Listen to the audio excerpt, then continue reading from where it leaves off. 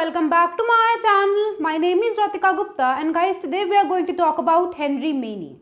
Guys, Henry Maine is yet another proponent of historical school of jurisprudence. So far we have discussed an introduction to historical school of jurisprudence, and we have also discussed one of an important proponent of historical school, namely Savigny. So guys, if you have not watched my previous lectures yet, please be in touch with them for you to be able to understand all these lectures in depth.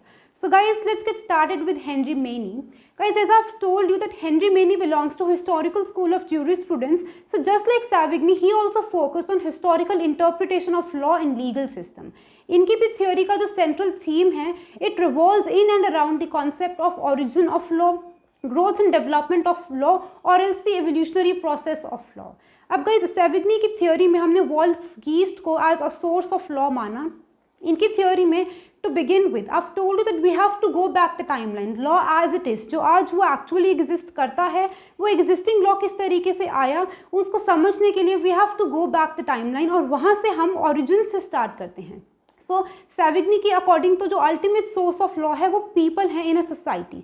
उन्होंने क्या किया, source of law को society से relate किया. Just like Savigny, Henry Maine ने भी society से ही relate किया है लॉ के सोर्स को, लॉ की बिगिनिंग को, उसके ओरिजिन को. लेकिन guys let me make one thing very clear, वो यही है कि हेनरी मेनी ने भी कहा that law is not at all a command originating from a sovereign in a state. यानी कि he also said that law is certainly not a command of a sovereign, it is not of arbitrary creation, it is not a product of individual will. उन्होंने भी law के origin को society से ही relate किया, just like Savigny did.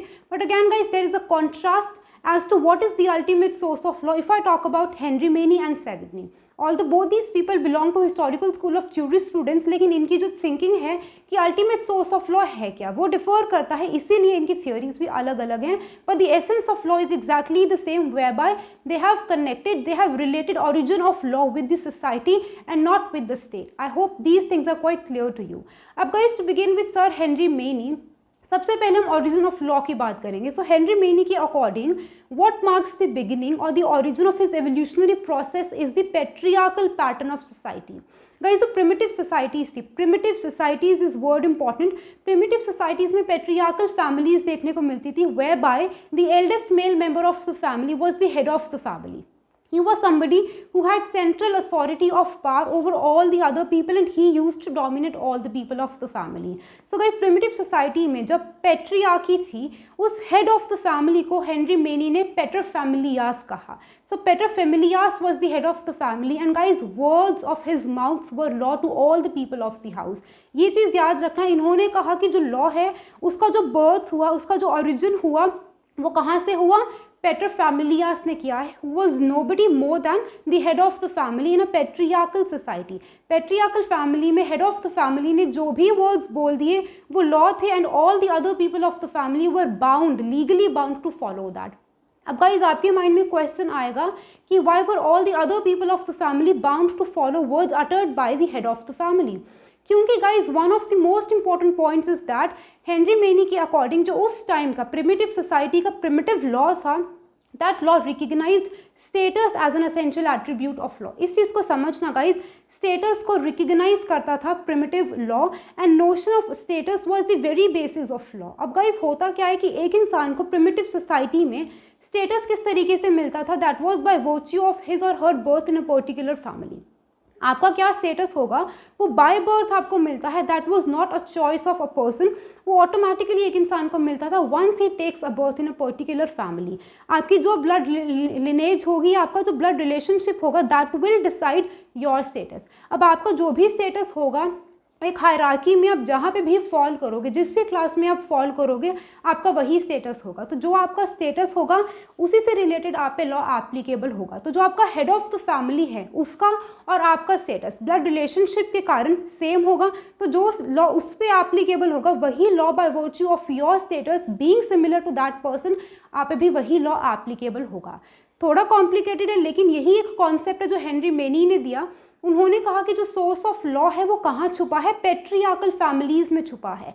Patriarchal families में जो पेटरफैमिलियास था, head of the family, वो जो भी वर्ड्स बोलते थे that was law to the people of that family. It means law को उन्होंने किससे, सोसाइटी से रिलेट किया, सोसाइटी में रहने वाले लोगों से रिलेट किया। It was not will of a sovereign in a state, there was no concept called politically superior और इन्फीरियर सब्जेक्ट्स, ऐसा कोई सब पॉइंट नहीं था, लेकिन उन्होंने पेटर फैमिलियाज को इंपॉर्टेंस दी, ठीक है। और उन्होंने कहा कि his words uttered were law to all the people and they were bound to follow it. And I have told you why were they bound to follow it, because of their status.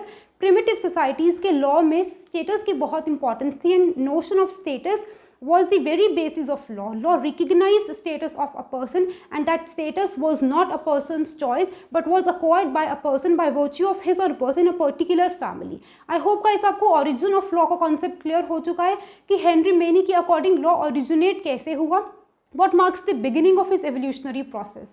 Now guys, moving on to the second important stage as we are discussing कि timeline में second important stage आती है organic growth और development of law. धीरे धीरे law ने कैसे development करी और वो कैसे लॉ एज इट इज़ बना, एग्जिस्टिंग लॉ बना। तो गाइज इनकी अकॉर्डिंग हमें प्रिमिटिव सोसाइटी से प्रोग्रेसिव सोसाइटी में जाना है, ये पॉइंट ध्यान रखना। तभी in the very beginning I focused on primitive societies. Sir Henry many का जो कॉन्सेप्ट है ऑफ एवोल्यूशन ऑफ लॉ बहुत ही सिंपल है। उन्होंने सिर्फ और सिर्फ एक ही चीज़ समझाई है कि हमने क्या किया है, लॉ ने प्रिमिटिव सोसाइटी से प्रोग्रेसिव सोसाइटी पे शिफ्ट हो गए, और जैसे एक सोसाइटी प्रोग्रेसिव हुई so does the law started progressing itself, क्योंकि लॉ को सोसाइटी से रिलेट किया। जैसे सोसाइटी प्रोग्रेस करेगी वैसे ही लॉ प्रोग्रेस करेगा।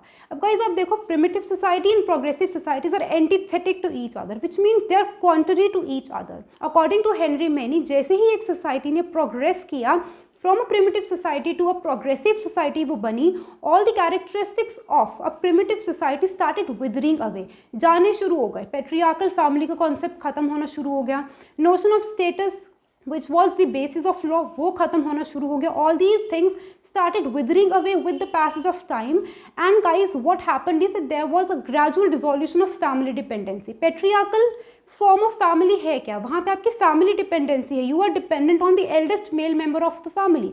सो what happened is that there was a gradual dissolution of family dependency, and what came was increasing and growing freedom of an individual. एक इंसान की जो फ्रीडम है वो इंक्रीज होनी शुरू हो गई क्योंकि फैमिली डिपेंडेंसी खत्म होनी शुरू हो गई। So what we can say is that guys कि individual substituted family as a basic unit of society। ये बहुत इंपॉर्टेंट चीज़ है कि with a society becoming progressive from its primitive one, what happened is that individual substituted family as a basic unit of society।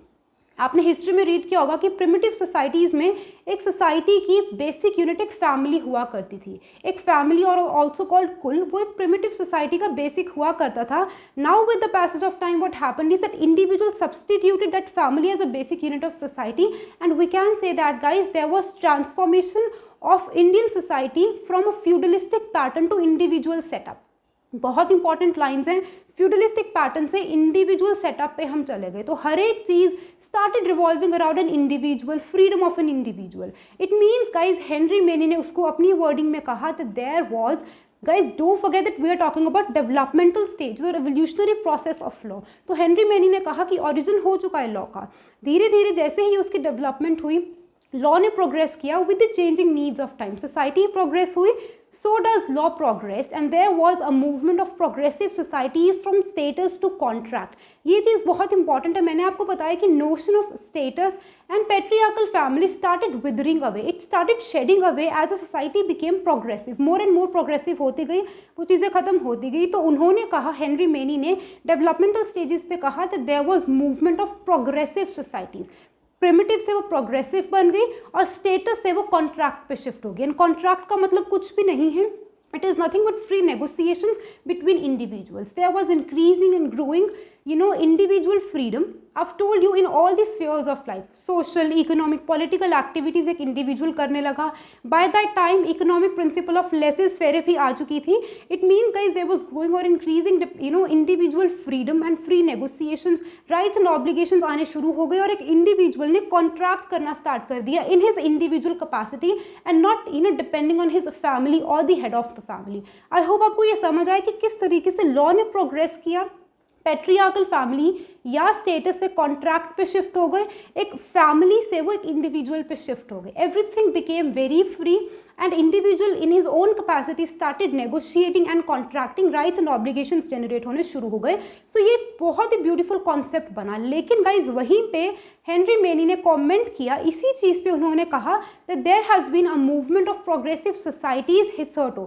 ये चीज़ मैंने यहाँ पे लिखी because it is very important. इस वर्ड पे आप ध्यान देना. इसी चीज़ को, इसी डेवलपमेंटल स्टेज को हेनरी मेनी ने एक्सप्लेन किया that there has been a movement of progressive societies and it has been hitherto from status to contract. मैंने आपको ये लाइन समझा दी कि स्टेटस से कॉन्ट्रैक्ट पे शिफ्ट हो गए जैसे एक प्रिमिटिव सोसाइटी प्रोग्रेसिव बनी. लेकिन guys he basically qualified this line of his with a proposition. Hitherto का मतलब होता है अनटिल देन. तो हेनरी मेनी ने साफ तौर पे बोल दिया कि अभी तक जिस टाइम पे मैं इस कॉन्सेप्ट को लिख रहा हूँ या दे रहा हूँ उस टाइम तक there has been a shift from status to contract, लेकिन it might not necessarily hold true in future. साफ साफ तौर पे उन्होंने बोल दिया कि ये चीज़ आज ऐसे है लेकिन कल को ऐसे होगी उसकी कोई गारंटी नहीं है. यानी कि हिथर्टो मतलब अनटिल देन, जिस टाइम तक वो थ्योरी दे रहे हैं तब तक ये है, लेकिन it might not necessarily hold true in future. And guys what is iconic is that during his lifetime itself, Henry Maine की लाइफ टाइम के दौरान ही there was a counter current of reversal of trend from contract to status.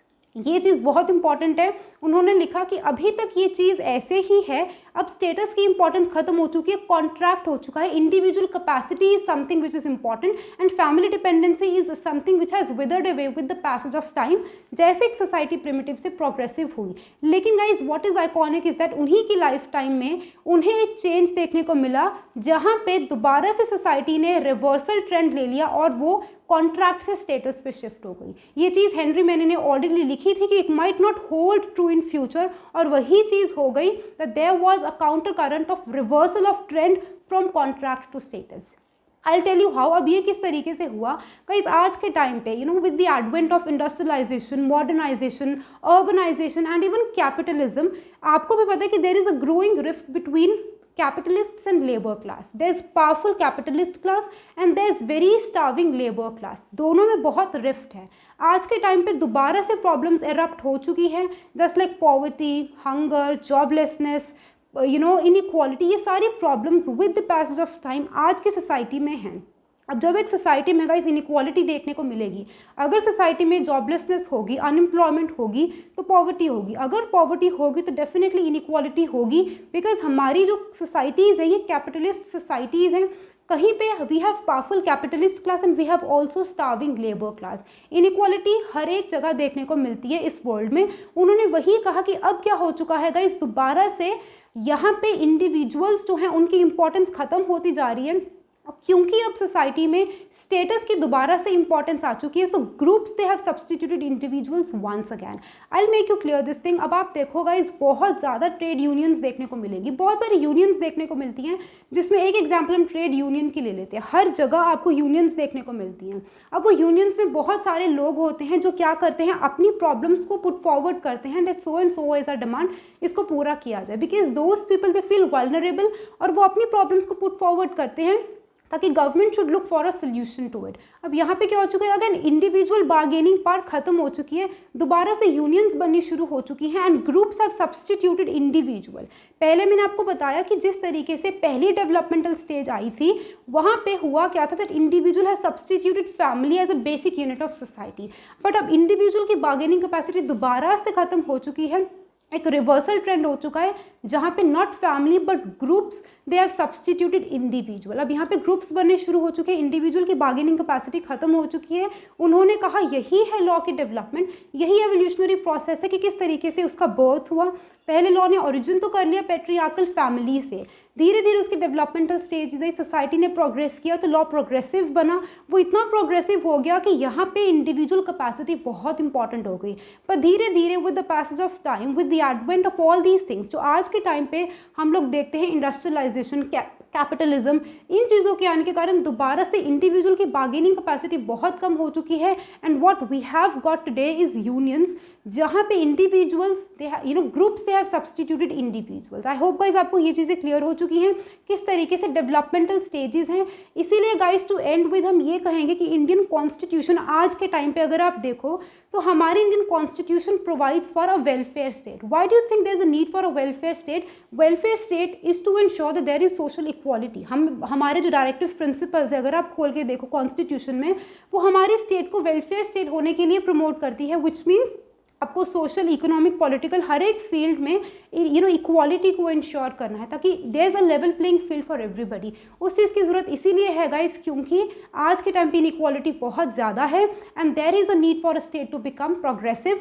So that अब वो जो notion of status दोबारा से आ चुका है, अब लोगों का स्टेटस दोबारा से देखा जाता है that so and so is labour class, so and so is high और मिडिल क्लास। ये स्टेटस है लोगों का, उस चीज़ को ख़त्म किया जाए and level playing field create की जाए ताकि सोसाइटी दोबारा से प्रोग्रेसिव हो जाए और उसकी जो ग्रोथ है वो रुक ना जाए, सोसाइटी कहीं स्टैटिक ना हो जाए, it should keep on evolving. I hope guys things are quite clear to you. यही एक कॉन्सेप्ट था हेनरी मेनी का, जिन्होंने समझाया कि कैसे लॉ की ओरिजिन हुआ और क्या क्या उनके डेवलपमेंटल स्टेजेस थी, इसी चीज़ पे उन्होंने फोकस किया। I hope guys Henry Maine's theory is quite clear to you. Still guys if you are left with any doubts please feel free to comment in the comment box. I'll be replying to all your doubts and queries. Till then guys, keep learning, keep shining, stay safe and bye bye.